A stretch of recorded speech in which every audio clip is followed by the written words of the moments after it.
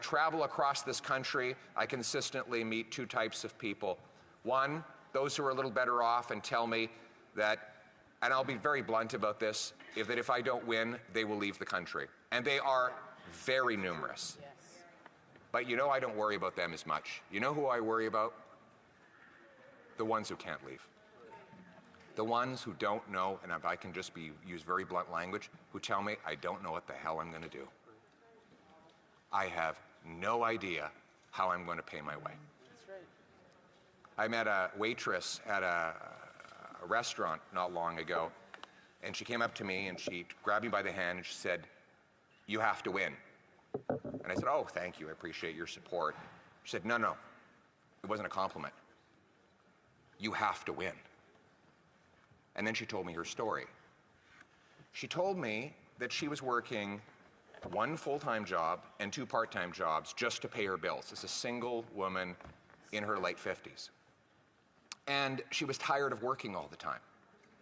So she cut everything out of her budget, every creature comfort, everything she enjoyed about her life, she cut it out so that she could drop one of those part-time jobs. And then one morning, she woke up and she walked outside and her car was gone. And she called her insurance and they said they weren't going to cover the replacement value. So she had to take that job back because she simply cannot live her life without a car. Now you can bet your bottom dollar the guy who stole the car, he was probably out on bail. This was not his first job. That's right. Her taxes have gone up. Her heating bill has gone up. Her wages have not gone up. She's scared to go out in the streets in places where they didn't even lock the door not long ago. These are the people we're fighting for. These silly games over here, they're very entertaining. The soap opera that everyone's seized with today, that's all fine. But there are real people whose lives are on the line here, and we have a duty to work for them. And quite frankly,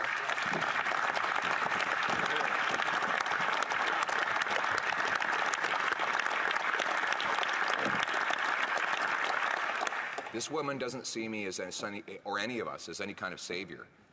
They see us all as a last hope. In fact, she doesn't want to be saved. She just wants her life back. Exactly. She was taking care of herself just fine before her tax, her heat, her grocery bill went through the roof and her car went missing. She was doing just fine. She was doing everything right.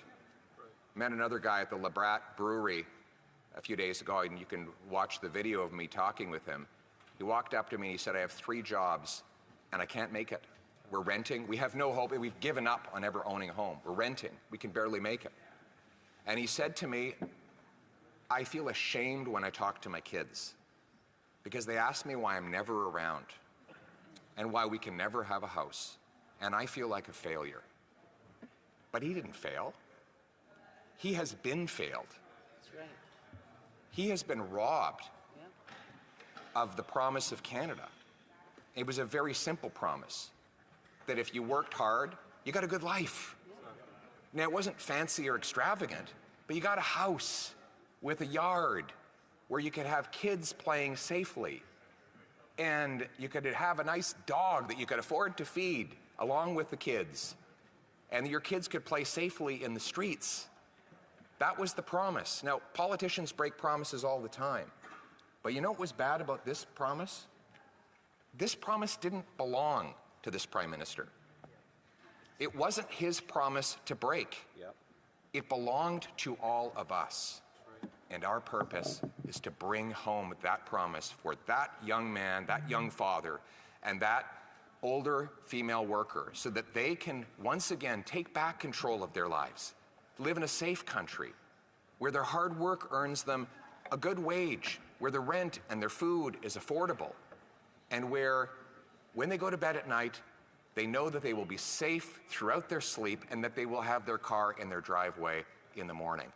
A country where people are proud again to fly the flag, where they know the government is a servant and not a master, where they understand that every day the Commons, this place, works for the common people, not for the ego of one man desperate to cling on to his job. Right. We must remember that we are servants in this place. We have a job to do on behalf of the people who sent us here.